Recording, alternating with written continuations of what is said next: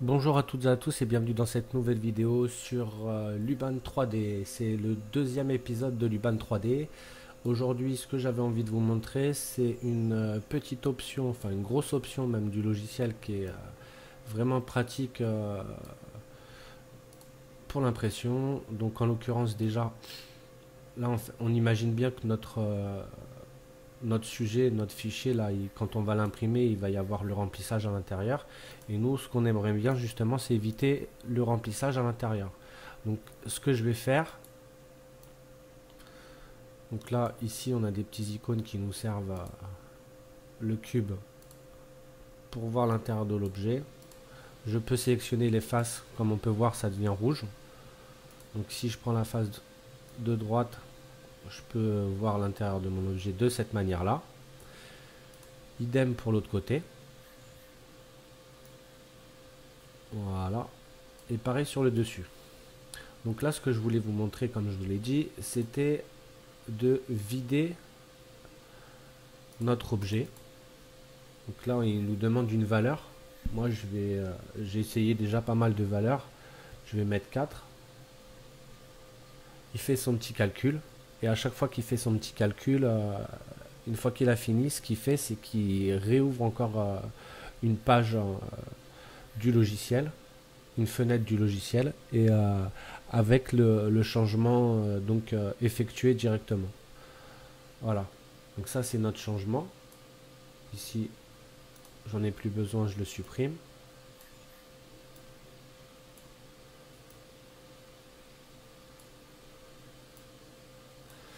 Et on va reprendre notre cube. On va sélectionner notre objet. Et là, on va faire une vue comme ceci. Une petite rotation. Ici, c'est pour se déplacer en panne. Et là, comme on peut voir, on a notre objet qui a été découpé. Donc ça nous fait un gain de filament lors de l'impression. Donc également un gain de temps au niveau de l'impression. Donc c'est une option qui est vraiment plutôt pas mal, qui est très pratique. Après, ici, ce que vous pouvez faire, quand il nous demande la distance, c'est entre la surface intérieure, donc cette surface là, et la surface extérieure. Donc on peut avoir une plus grosse épaisseur en rentrant de 1 à 10 la valeur que vous souhaitez. Ce que je voulais vous montrer aussi, c'est comment on peut diviser cette pièce. Ça sera le sujet d'une autre vidéo où en fait je vais vous montrer l'importance aussi du logiciel quand on veut printer de grosses pièces sur des petites imprimantes ou sur des surfaces limitées. Même si on a envie de printer des grosses pièces sur une grosse imprimante en 40 par 40 ou en 50 par 50 par exemple sur la D9 qu'ils ont sorti là, on peut. Et ça sera le sujet de la prochaine vidéo. En l'occurrence là aujourd'hui je vous ai montré comment vider donc le fichier, et on va voir comment on peut diviser donc aussi le même fichier. Toujours pareil, on va dans maillage et là on a un petit onglet diviser. Je vais sur diviser, on a une fenêtre qui s'ouvre. Pareil, toujours les flèches, la rotation, le pan. Donc ici, je veux que ma coupe elle se fasse en dessous du menton. Donc je vais prendre le D, et je vais prendre la solution coupe plane avec un plan donc, et je vais choisir l'endroit exactement où je veux ma coupe. Donc ça c'est pareil, hein. Si je veux on peut y mettre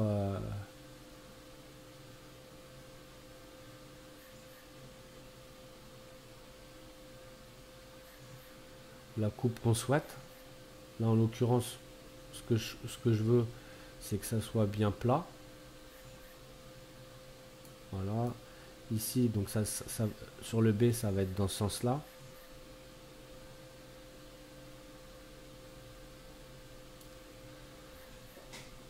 Ce que je veux faire aussi, c'est les connecteurs. Donc les connecteurs, on peut choisir le type de connecteur. Donc là, je vais laisser sur prise pyramide. On peut choisir la forme de la prise. Carré, octogone, cercle, demi-cercle, cheville. Donc là, je vais rester sur pentagone, profondeur de la prise et une tolérance. Si ici, j'appuie sur diviser, on va faire open. Et là, du coup, je vais fermer. Comme je vous l'ai expliqué tout à l'heure, à chaque fois qu'il fait un calcul, il rouvre une fenêtre.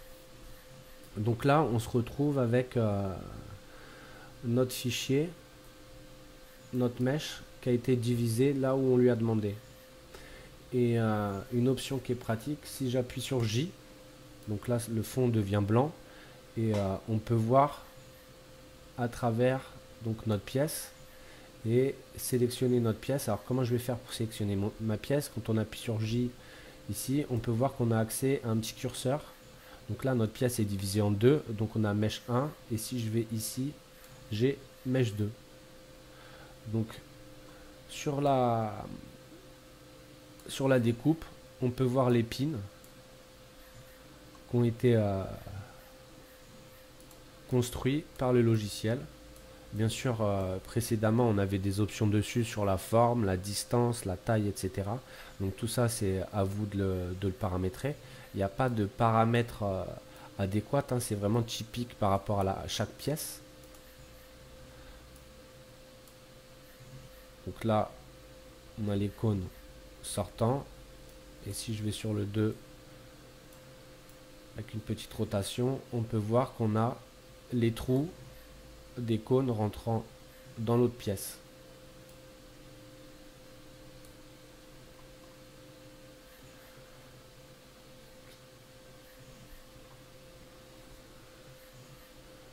Je rappuie sur J pour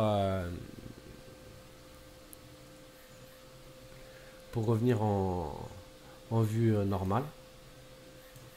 Je vais regarder si mon fichier est bien dans le dossier. Voilà, on a mèche 1 et mèche 2. On va les importer dans Simplify. Voilà, et donc on a bien notre pièce qui est découpée. Elle est divisée en deux.